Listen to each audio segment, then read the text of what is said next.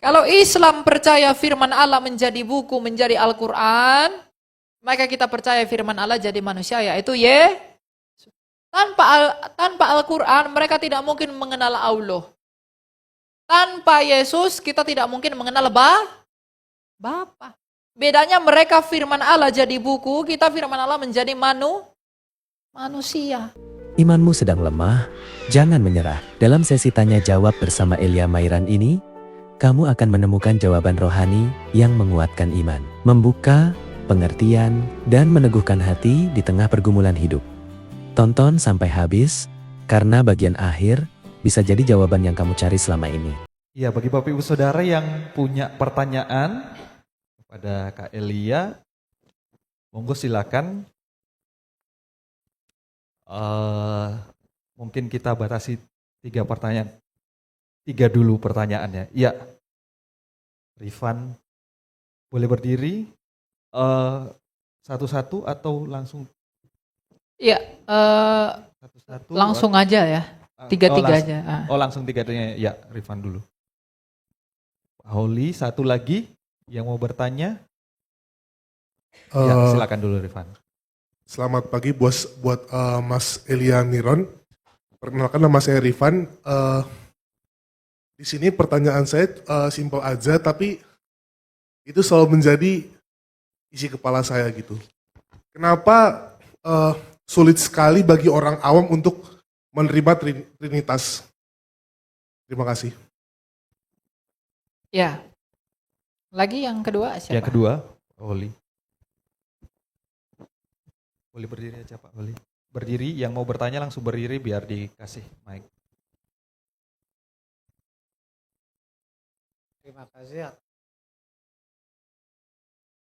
Terima kasih atas waktunya. Selamat pagi Kak Elia. Mungkin ini pertanyaan saya ini akan sedikit melenceng dari tema pagi ini, tetapi yang saya tanyakan ini terjadi pertanyaan yang orang-orang yang akan percaya ke Kristus tapi masih bimbang. Begini, tadi Kak Elia menjelaskan tentang kita semua nanti akan di depan persidangan Kristus. Nah, yang menjadi pertanyaan saya itu satu, kita semua itu dalam aplikasi kehidupan itu tidak mungkin yang berhubungan dengan uang atau kerja atau apapun itu. Nah, di sini ada pertanyaan dari saya bahwa orang yang berhutang itu menurut Kak Elia wajib membayar menyaur. Terus orang yang berhutang tersebut, dia kalau Kristen dia sering melakukan persembahan kasih. Nah, pertanyaannya, kalau yang berhutang itu wajib untuk nyarutang, tetapi dia tidak menyarutang, tapi dia banyak melakukan persembahan kasih. Nah, itu bagaimana di hadapan Kristus? Mohon penjelasannya. Matur nuwun. Ya, satu lagi, Bapak Ibu Saudara yang mau bertanya langsung berdiri. Satu lagi, iya silakan.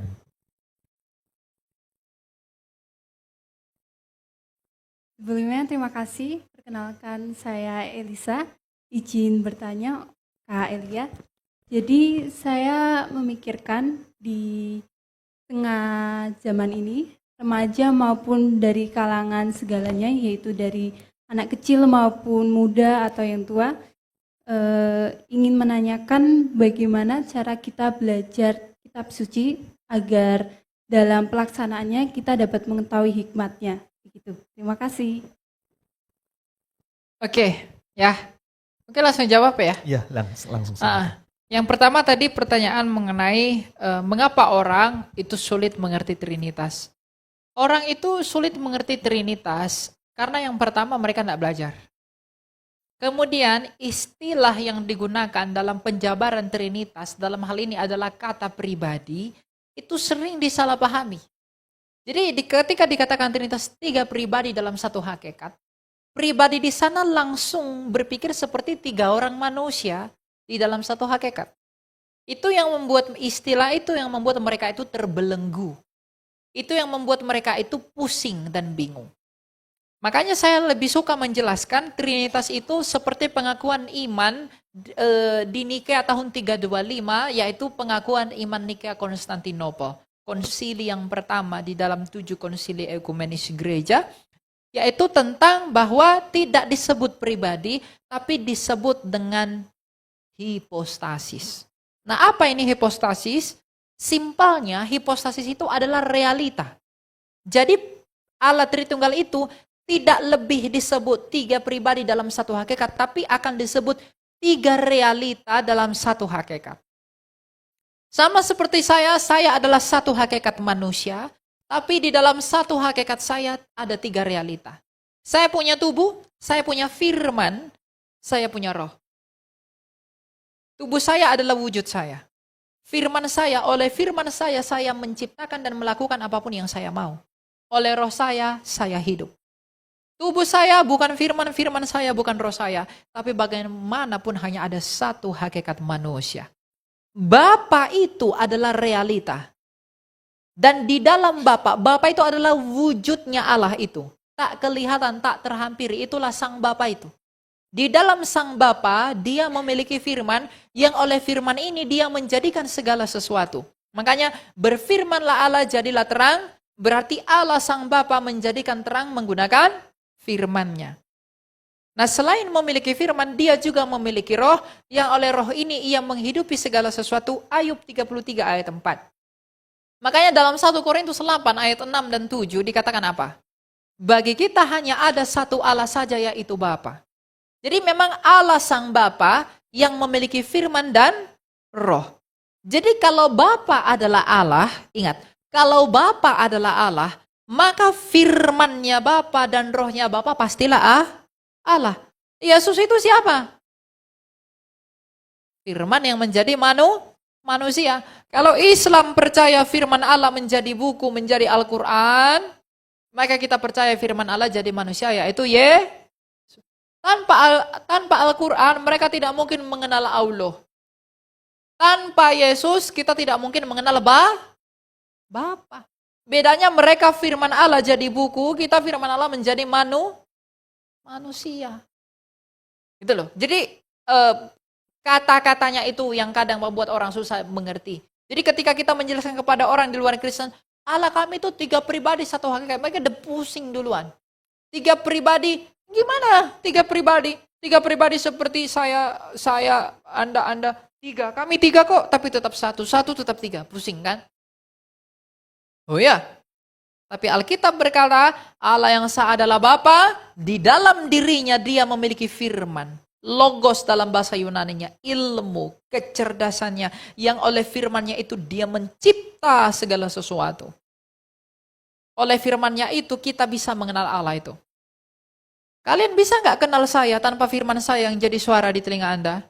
Tidak kan? Kalau saya diam saja, apakah Anda mengenal nama saya Elia?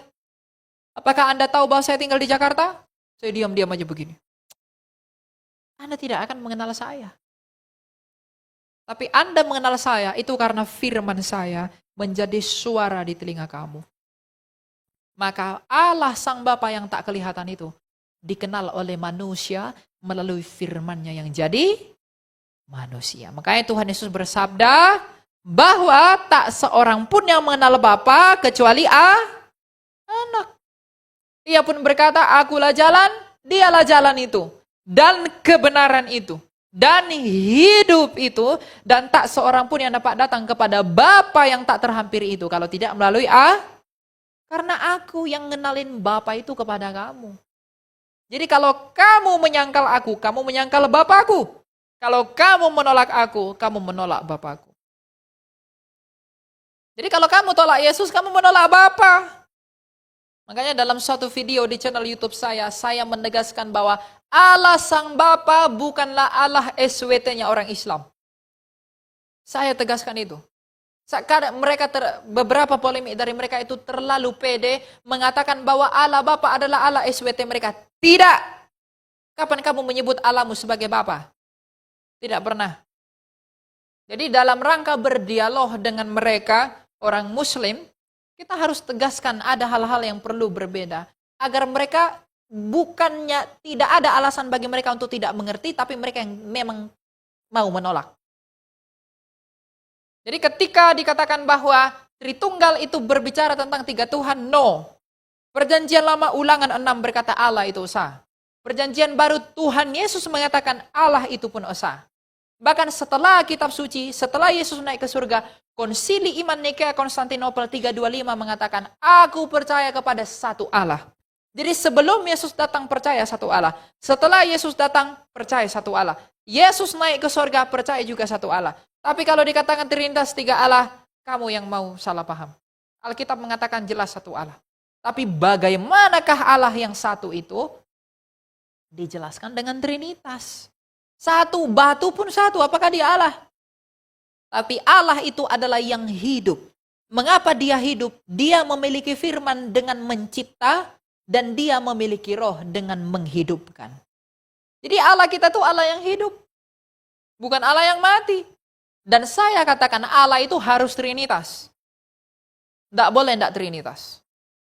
Karena kalau Allah itu satu seperti seonggok batu, dia tanpa firman, tanpa roh. Kalau dia tanpa firman, dia bisu dong.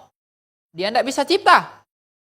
Kalau dia tanpa roh, berarti dia nggak hidup dong, dia mati. Sama seperti saya.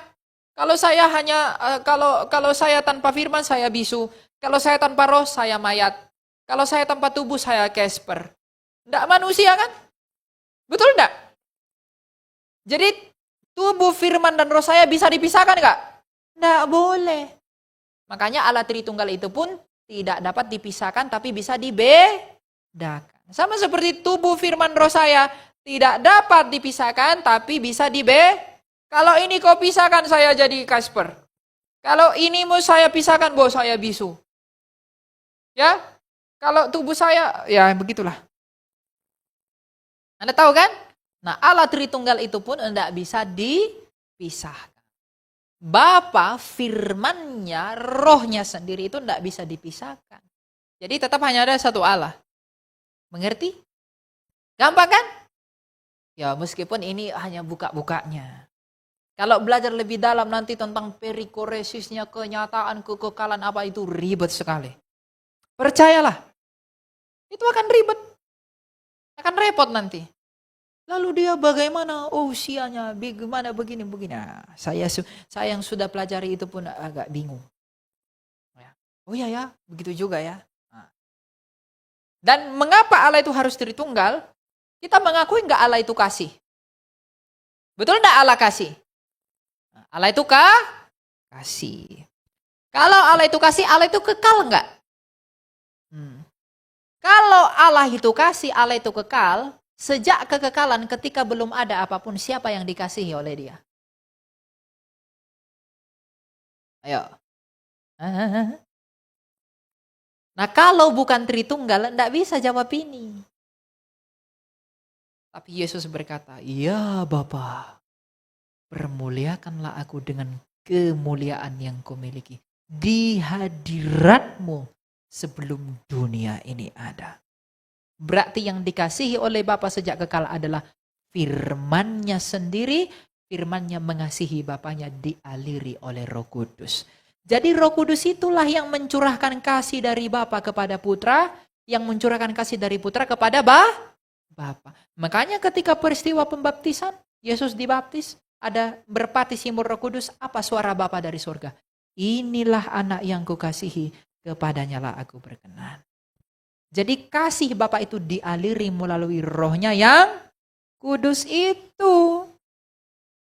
Allah itu yang harus Tritunggal. Ya kalau tidak Tritunggal ya tidak Allah. Tidak hidup. Kok jadi orang Jawa aku ya? Gitu ya untuk Tritunggal. Nah pertanyaan yang kedua. Tadi tentang orang berhutang ya. Orang berhutang tetapi tetap memberikan persembahan kasih. Enggak apa? Enggak boleh. Itu tetap merugikan. Berhutang boleh tapi bayar. Kasih persembahan kasih. Gitu kan? Jadi kalau sebenarnya masalah hutang menghutang itu enggak ribet dalam Kristen. Prinsipnya itu kasih dan kerelaan hati. Kamu rela menerima beban yang dibebankan, dan yang si krediturnya pun rela memberikan dengan baik, gitu. Jadi kalau saya berhutang kasih kepada Allah, artinya saya merugikan dia demi kasih kepada Allah yang tidak guna itu. Saya bilang, saya utang dulu ya 50.000, lalu saya kasih kepada Tuhan.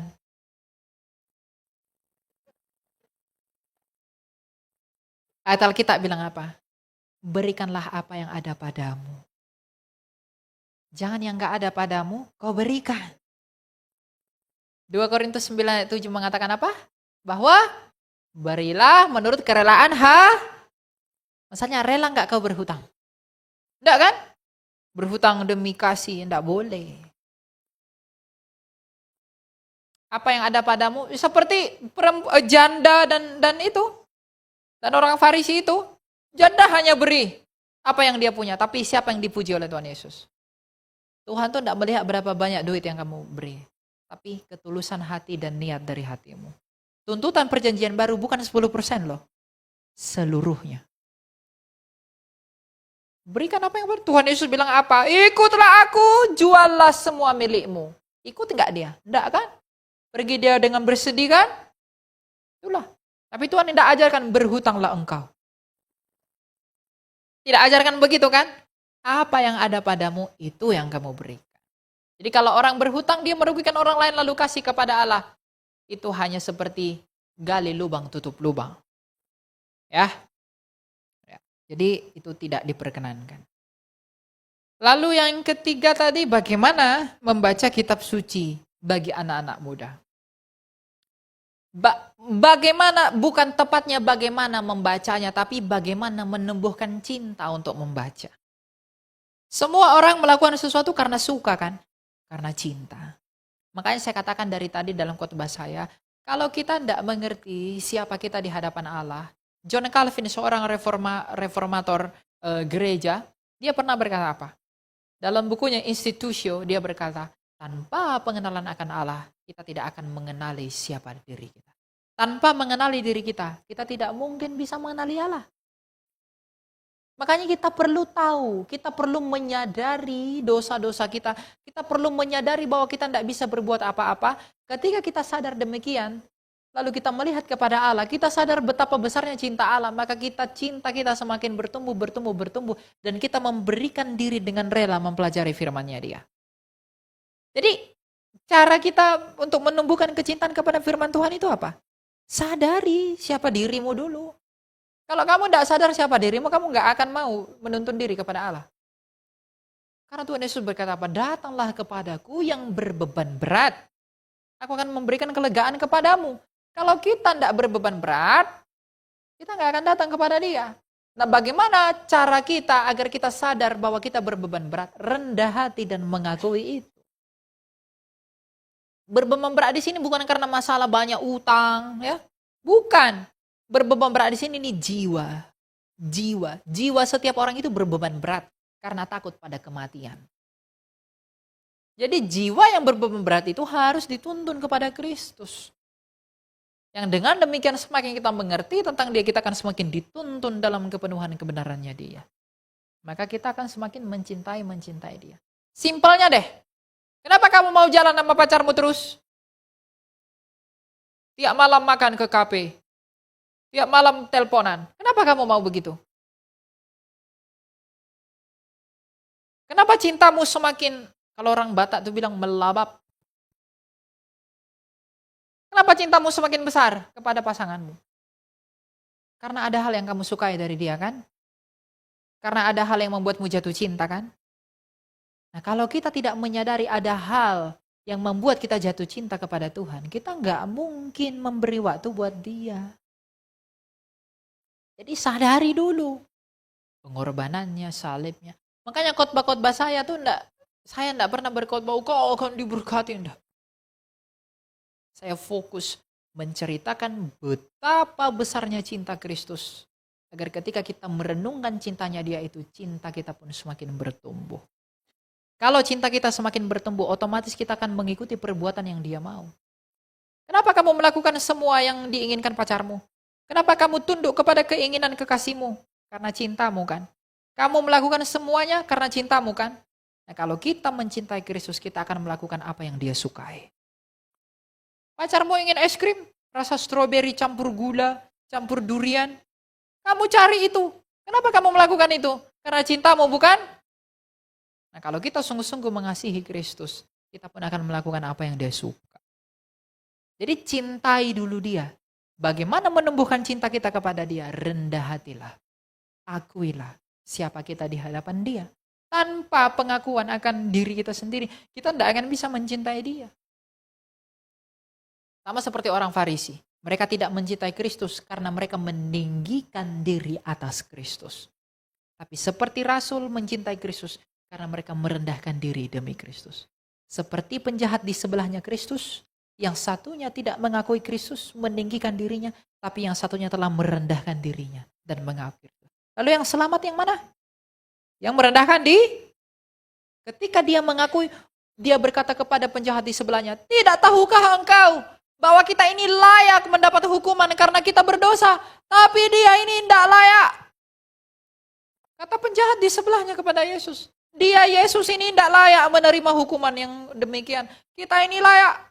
Tapi ia pun berkata, ingatlah akan aku ya Kristus, apabila engkau datang dalam kerajaan. Jadi apa? Kesadarannya bahwa dia adalah orang berdosa, menuntun dia kepada pengakuan bahwa Kristus adalah rajanya. Jadi kita pun begitu. Kita harus mengakui bahwa kita adalah orang berdosa yang akan menuntun kita kepada kasih karunia Tuhan. Kuncinya di situ. Makanya anak-anak muda, anak-anak remaja itu harus dituntun untuk mencintai Tuhan. Dengan menyadarkan mereka bahwa ini loh, kamu ini begini loh, begini. Nah, ketika mereka demikian lalu kita ceritakan kebesaran Allah, mereka akan kagum kepada Allah. Ketika mereka kagum, mereka tidak akan tinggalkan Allah. Nah sekarang, banyak orang tinggalkan Allah, kenapa? Karena orientasinya mengikut Tuhan itu kemakmuran. Ketika dia tidak makmur, dia tinggalkan Tuhan. Ketika dia tidak dapat yang dia mau, dia tinggalkan Tuhan. Itu tidak boleh. Ya, berdirilah di atas batu karang, bukan di atas pasir. Ya.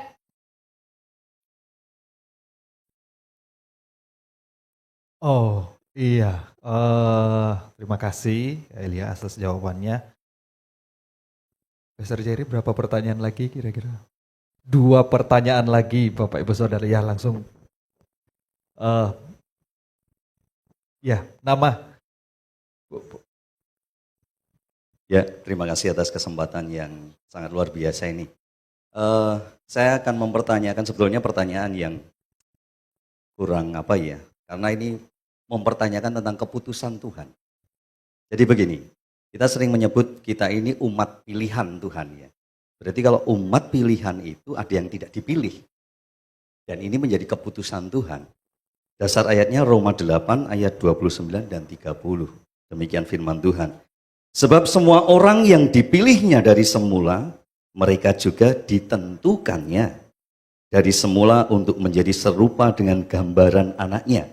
Supaya ia, anaknya itu menjadi yang sulung di antara banyak saudara. Dan mereka yang ditentukannya dari semula, mereka itu juga dipanggilnya. Dan mereka yang dipanggilnya, mereka itu juga dibenarkannya. Dan mereka yang dibenarkannya, mereka itu juga dimuliakannya. Ya, jadi saya ini bukan keturunan dari Kristen sejak awal gitu ya. Ibu saya, bapak saya itu Islam KTP, ibu saya itu Islam sungguhan kelihatannya. Karena dari Jawa Timur. Jadi ibu saya itu 6 bersaudara, tapi hanya ibu saya yang percaya kepada Kristus. Ini menjadi keprihatinan sebetulnya. Tetapi kalau membaca dari firman ini, berarti kan sudah ada kuota. Apakah begitu ya? Nah, ini yang menjadi pertanyaan saya sampai sejauh ini. Saya pengen sebetulnya habis-habisan mati-matian untuk bisa menyelamatkan saudara dari ibu saya. Tetapi kan tentu harus berhikmat dan punya cara yang lebih baik ya strateginya. Nah ini, apakah ini menjadi keputusan Tuhan untuk ada umat yang dipilih tadi dan yang tidak dipilih? Terima kasih, itu saja. Ya, pertanyaan kedua, Bu Berdiri Bu. Terima kasih. Di sini saya akan bercerita bahwa dulu waktu saya kuliah, saya punya beberapa sahabat. Kita seiman, ada yang Katolik, ada yang Kristen. Bahkan kita sering ngurusin Natalan bersama. Dan kita sering menyalakan lilin bersama. Tetapi dengan berjalannya waktu, ternyata sahabat-sahabat saya itu meninggalkan Tuhan. Bahkan ada yang keras, alirannya agak keras, seperti itu. Nah, di sini hati saya menangis. Saya sedih, sahabat-sahabat saya meninggalkan kekristenan gitu. Nah, di sini kalau saya sering makan bersama dengan mereka itu, saya sebelum makan saya akan berdoa. Tapi doa saya itu saya tujukan untuk mereka. Tuhan berkati sahabat saya agar sahabat saya kembali menjadi pemeluk pengikut Kristus seperti itu. Tetapi di sini saya ketika bertemu dengan mereka itu saya tidak ada kekuatan untuk aku harus mulai ngomong dari apa. Sedangkan hati saya menangis di situ. Nah, di sini mungkin Mas Elia punya pengalaman bagaimana cara menghadapi situasi seperti yang saya pikirkan. Begitu, terima kasih. Iya, satu pertanyaan terakhir bonus, Ibu Joko silakan.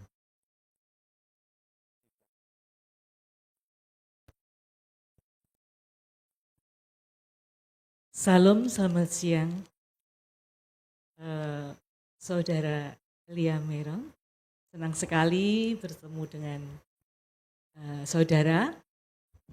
Saya sering mengikuti YouTube saudara. Yang akan saya tanyakan, waktu itu saya mengikuti dengan tema atau judul ya, tentang berkat yang berbunyi bahwa diberkatilah dengan dalam nama Allah, Anak laki-laki dan Roh Kudus. Nah, waktu itu saudara Elia tidak menjelaskan itu, yang menjelaskan yang satunya siapa itu, saya lupa, pakai baju dinas itu ya. Nah, di situ saya merasa belum mantap. Wah, kapan ini ya saya bisa mendapatkan jawaban yang pas. Bukan pas dengan hati saya, tapi pas yang benar tentang doa berkat tadi. Dalam nama Bapa, Anak laki-laki, dan Roh Kudus. Karena di sini terus terang melalui gereja ini saya sudah membaca yang namanya Alkitab sampai 3 putaran. Karena dulu kita ada apa itu Bible program Club. apa? Bible Club. Abba. Ya. Ayo baca Alkitab itu ya. Nah, tapi itu kan karena saya baru belajar, jadi juga saya baca, tapi belum mendalam. Nah, karena kemarin ada hal yang baru seperti itu, saya pengen mengerti. Karena saya pernah bertanya, kenapa anak laki-laki? Ya, karena bahasa Inggrisnya itu son. Oh, oke. Son. Tapi kok saya tidak, di sini saya kok tidak tetap tidak bisa menerima. Nah, ini kebetulan ketemu langsung dengan saudara Elia Meron. Terima kasih sekali nanti pencerahannya. Terima kasih dan memberkati. Terima kasih pertanyaannya, silakan ke Elia. Ya, saya jawab dari yang terakhir dulu ya. Jadi mengapa dia disebut anak laki-laki? Karena yang dijanjikan itu Mesias. Mesias itu punya 3 jabatan. Dia imam, dia raja, dia nabi, dan ketiganya ini harus laki-laki semua. Jadi di dalam nama Bapa dan Anak dan Roh Kudus, atau dalam bahasa Inggris in the name of the Father and the Son and the Holy Spirit, itu son di situ bukan berarti anak laki-laki secara harafiah. Tapi anak di sana itu merujuk kepada Kristus sebagai anaknya Sang Bapa, yang dalam bahasa simbolik artinya dia itu di dalam Bapa. Jadi Yesus itu disebut anak, kenapa? Karena sejak kekal ia sudah di dalam Bapa. Dan ketika Yesus berkata, aku datang dan keluar dari Bapa, jadi seolah-olah dia diperanakkan oleh Bapa. Maka dia disebut anak. Jadi anak di sini bukan karena Allah itu memang laki-laki, bukan. Tapi karena dia disebut anak, karena dia memang sejak kekal ada di dalam Bapa, dikandung di dalam Bapa itu. Dan ketika dia keluar dari Bapa menjadi manusia, dia seolah-olah diperanakkan oleh Bapa. Makanya dalam Mazmur Daud menubuatkan, engkau ya anakku, engkau kuperanakkan hari ini. Kuperanakkan di sana bukan seperti ibu-ibu yang brojol anak laki-laki. Bukan. Ketika saya mengatakan saya melahirkan ide. Apakah ide saya itu anak saya? Betul. Karena itu keluar dari saya. Jadi Yesus memiliki gelar anak Allah itu karena dia memang adalah firman yang kekal di dalam Bapa. Ketika keluar dari Bapa menyatakan dirinya, dia melakukan semua yang dikehendaki oleh Bapanya. Nah, lalu mengapa Yesus datang sebagai laki-laki? Karena tadi yang dinubuatkan itu adalah raja. Yang dijanjikan itu adalah Mesias. Lagi pula, laki-lakilah yang membuat dosa masuk ke dunia, yaitu Adam. Maka laki-laki juga yang harus membereskan dia. Membereskan dosa itu. Makanya doa berkat itu adalah, diberkatilah engkau di dalam nama Bapa dan Putra dan Roh Kudus. Bapa di sini merujuk kepada dia Sang Halik. Putra di sini merujuk kepada anak Sang Halik itu, yaitu firman-Nya yang hidup. Dan Roh Kudus itu adalah rohnya Sang Halik itu. Jadi diberkatilah engkau dalam nama Bapa dan Putra dan Roh Kudus itu artinya diberkati dalam keseluruhan misteri Allah itu. Gitu mengenai anak, ya. Ya. Enggak boleh. Anak laki-laki enggak boleh. Kita harus tunduk kepada apa yang Kristus katakan dalam Matius 28. Ya, dalam nama Bapa dan Anak dan Roh Kudus. Karena anak di sana itu tidak merujuk kepada gendernya Kristus sebagai pria, tapi anak di sana merujuk kepada dia sebagai anak Allah. Jadi Tuhan Yesus kan menyebut dirinya anak Allah, tapi dia menyebut dirinya anak yang laki-laki itu kemanusiaannya.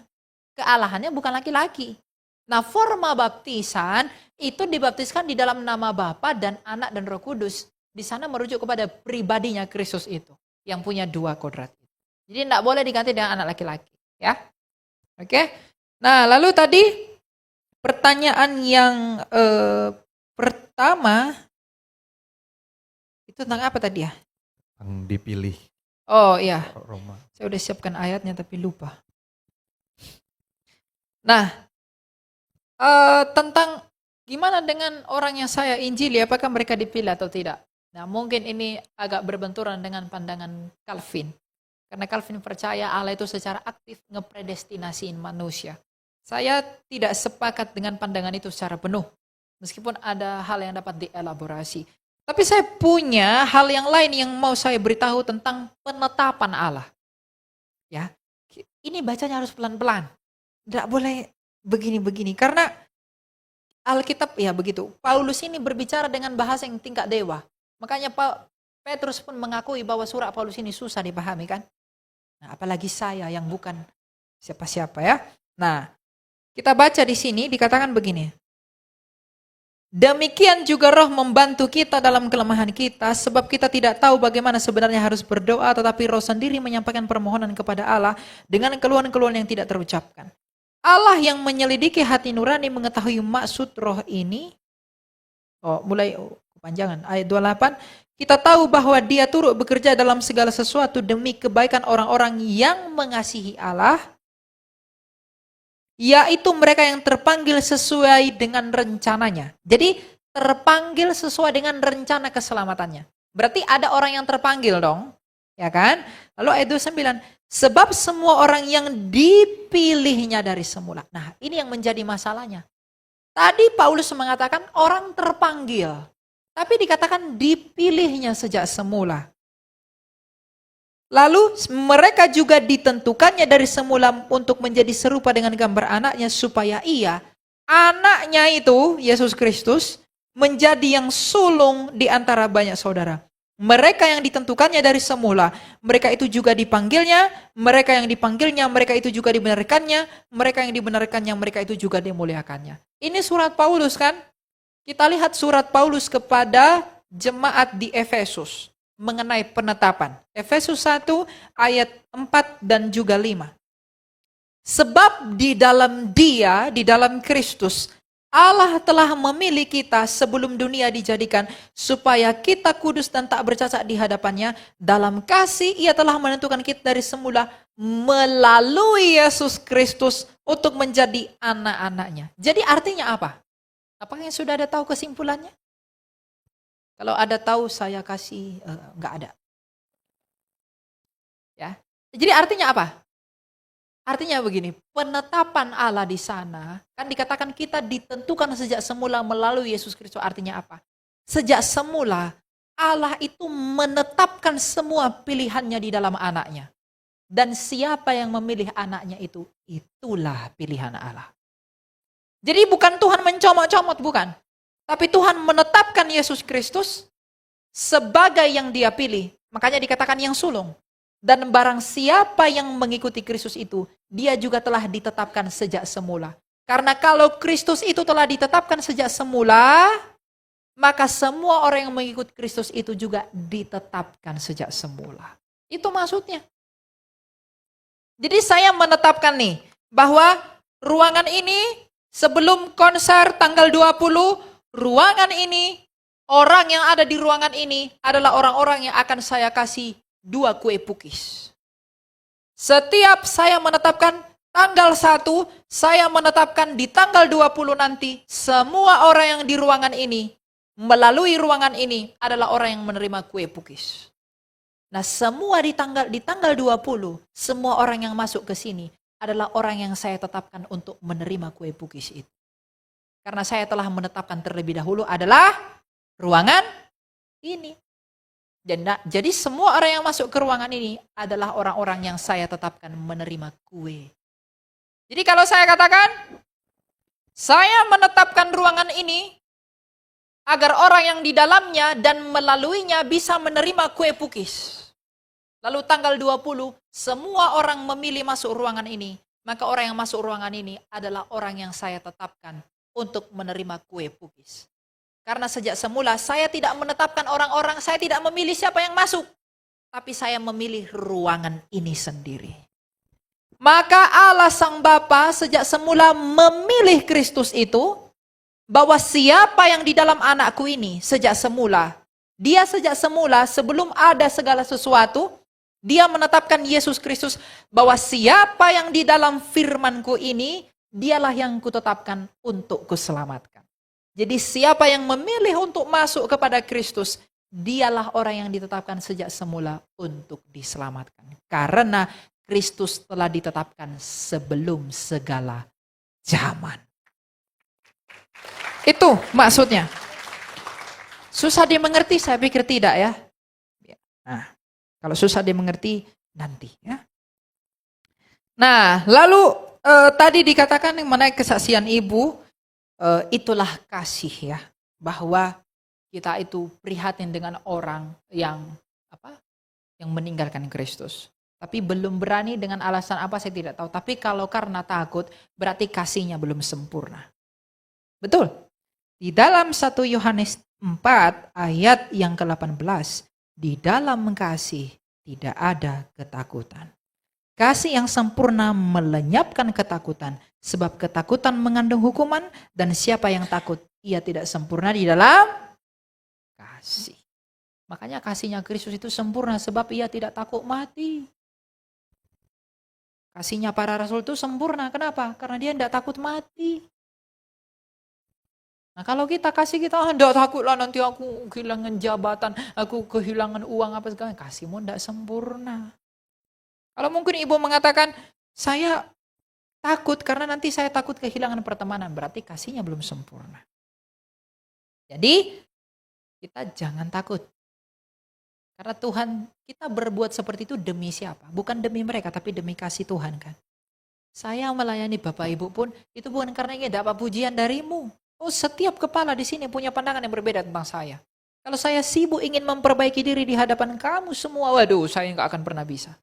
Tapi saya berusaha memantaskan diri melayani Allah di dalam kesukaan hati Allah. Jadi jangan takut sama manusianya, takut sama Allah. Karena takut akan Allah adalah permulaan hikmat.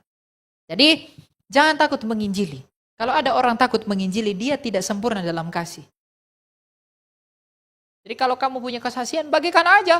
Mau dia tinggalin kamu, dia yang rugi, bukan kamu. Kamu menginjili dia karena kasihmu kan.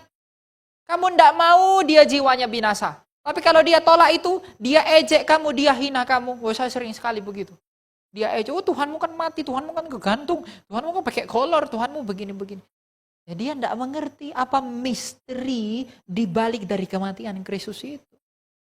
Saya bilang, oh, Tuhanmu gimana caranya Tuhan menyelamatkan kamu? Tuhanmu aja nggak bisa selamatkan dirinya dari salib. Gimana dia bisa selamatkan kamu? Saya bilang, kamu adalah anjing-anjing. Kenapa kamu anjing? Loh, bukankah itu yang diperkatakan orang Roma itu kepada Yesus? Dan orang Roma karena dia orang non-Yahudi adalah anjing bagi orang Yahudi. Dan sekarang Yahudi yang sesungguhnya adalah orang Kristen itu sendiri. Jadi jangan berpikir Israel dipuja-puja, tidak perlu. Kamulah Israel itu. Israel umat pilihan Allah melalui Tauratnya Musa. Maka kamu juga adalah umat pilihan Allah melalui Kristus. Tadi udah kita bahas. Tidak usah sibuk, oh sibuk suku Israel, tidak, kamulah Israel itu. Kalau kamu di dalam Kristus. Jadi banyak orang menghina, mengejek, ngapain kamu percaya sama Tuhanmu? Dia selamatkan dirinya dari salib aja tidak bisa. Dia tidak mengerti bahwa Tuhan ingin menyelamatkan kita bukan dari salib, tapi dari kematian. Melalui salib, dia bisa memasuki kematian itu. Lalu dengan demikian, ia bisa membebaskan kita dari kematian itu. Kalau di ruangan ini ada orang terjebak, bagaimana cara saya bisa menyelamatkan orang dari ruangan ini? Saya berlari-lari dengan baju superhero. Saya masuk ke dalam ruangan ini, menyelamatkan lalu bawa keluar. Nah, bagaimana cara Kristus menyelamatkan orang dari kematian? Dia memasuki kematian itu untuk menyelamatkan orang yang ada dalam kematian itu. Nah, bagaimana cara bagaimana cara Allah bisa memasuki kematian? Kalau dia tidak menjadi manusia, bisa nggak dia memasuki kematian? Nggak bisa. Wong dia bukan Allah orang mati, dia Allah yang hidup. Nah, bagaimana caranya Allah itu untuk bisa memasuki kematian? Maka dia menjadi manusia yang dapat mati agar masuk ke dalam kematian itu. Itu tujuannya menjadi manusia. Nah, orang di luar Kristen tuh tidak mengerti, diejek-ejek, dihina-hina. Berdoalah bagi mereka. Sama seperti Nuh. Di zaman Nuh, ketika Nuh buat bahtera, ya kan, di atas bukit tinggi segala macam. Orang ketawa nggak sama dia? Tapi orang yang ketawa itu mati kan? Nah, tuh. Nah, kalau orang menertawakan imanmu kepada Kristus, kalau mereka tidak bergabung dengan Kristus, mereka pun akan mati. Oleh karena satu bahtera, Nuh diselamatkan. Oleh karena satu Kristus, manusia diselamatkan. Karena Kristus itulah bahtera itu. Air bah itu seperti dosa. Air bah menyelimuti bumi. Dosa menyelimuti bumi. Oleh bahtera Nuh diselamatkan. Oleh Kristus manusia diselamatkan. Jadi tidak ada Kristus-Kristus yang lain. Hanya satu. Sama seperti bahtera pun hanya satu. Jadi orang-orang yang tertawa kepada Nuh dan orang-orang yang tertawa kepada Kristus akan mati. Jangan tertawakan mereka balik. Jangan marah juga Anda. Beritahu yang benar. Dengan prinsipnya Petrus. Lemah lembut, penuh hormat dan penuh kasih. Kalau mereka tetap tertawa, biarin aja, doain aja. Karena mungkin itu adalah kesempatan mereka tertawa terakhir. Karena ingat, tidak akan ada yang akan tertawa ketika dia datang di dalam pengadilannya. Nggak akan ada yang ketawa. Biarin aja mereka ketawa, doakan mereka. Karena mereka tidak akan pernah bisa tertawa ketika dia ditanyai di hadapan Kristus. Memandang wajahnya pun dia sanggup, apalagi ketawa. Jadi doakan. Itu sebagai tanda kasih kita. Ya? Gitu. Tuhan memberkati. Puji Tuhan, haleluya.